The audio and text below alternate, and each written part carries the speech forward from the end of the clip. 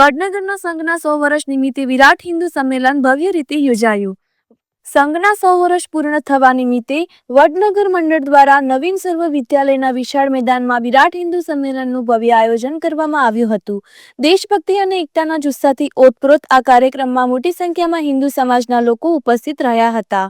કાર્યક્રમમાં ચૈતન્ય મહારાજ, અંબાઘાટા મહંત ફાલ્ગુનીબેન લિંબાર્ક, પ્રદીપભાઈ બારોટ, કવિ સંજયભાઈ ચૌહાણ તથા ભરતભાઈ મોદી સહિત અનેક આગેવાનો ઉપસ્થિત રહ્યા હતા।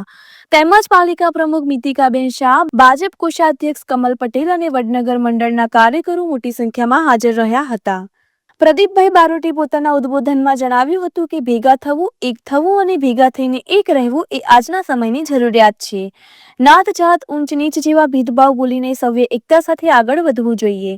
તેમના સંદેશે ઉપસ્થિત જન સમુદાયમાં નવી ઉર્જા અને એકતાનો સંકલ્પ પ્રગટાવ્યો હતો।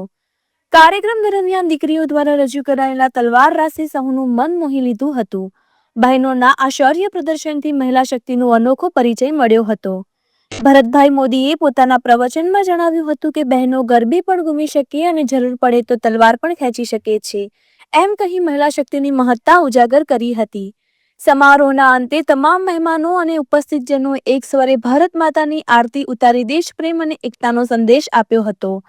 આ વિરાટ હિન્દુ સંમેલન વડનગરમાં એકતા, સંસ્કાર અને સંગઠનની ભાવનાને વધુ મજબૂત બનાવનાર ઐતિહાસિક પ્રસંગ સાબિત થયો હતો।